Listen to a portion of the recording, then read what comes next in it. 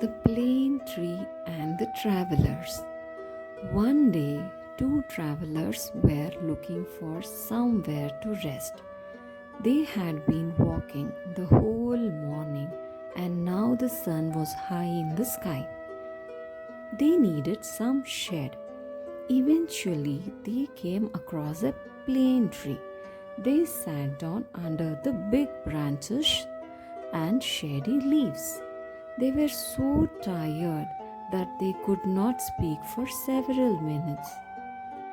After they had cooled down enough to talk, they began to discuss the tree that they were sitting under. "What a useless tree," said one man. "You're absolutely right. It bears no fruit," said the other. "And its leaves are ugly," the first man replied. And with that, they lay down and took a peaceful nap as the breeze blew through the leaves. "What ungrateful creatures," boomed the voice of the tree. "They do not even see what I have given them." Startled and scared, the true travelers jumped to their feet and ran away.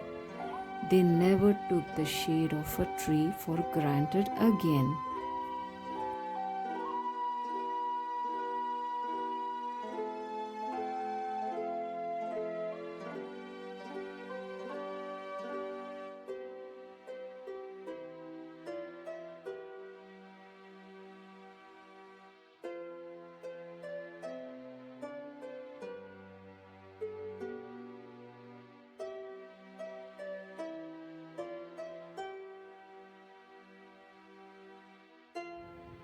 The story of the heron.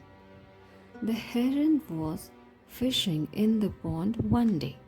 He watched as the fish swam through his long legs. His beady eyes caught the movement of even the tiniest fish, but Heron did not want to waste his great hunting talents on such insignificant prey. He waited and waited for big fish to swim his way, and although he was becoming hungrier and hungrier, he was determined to wait for a meal fit for such a great fisherman as himself. Eventually, around mid-morning, a bird swam past. "When I was a young heron, still learning to fish, I may have been content to catch this small fish, but I am too skilled to waste my fish's talents on such a small catch." The bird swam away, relieved that he was not going to be on Heron's breakfast.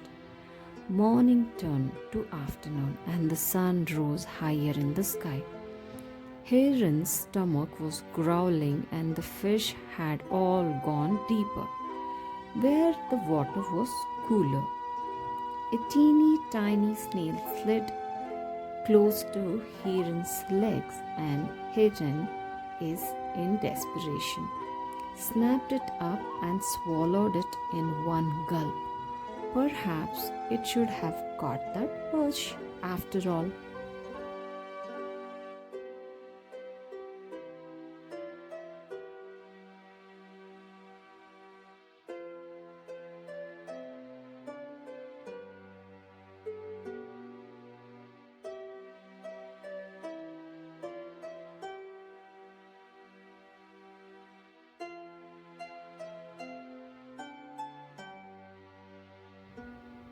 The two stubborn goats. Two goats were trying to cross a narrow, rickety bridge that hung in between two ridges, high up on a mountainside. They both were trying to get to opposite sides and found themselves on the bridge at the same time. Neither would let the other pass, and soon the bridge began to shake.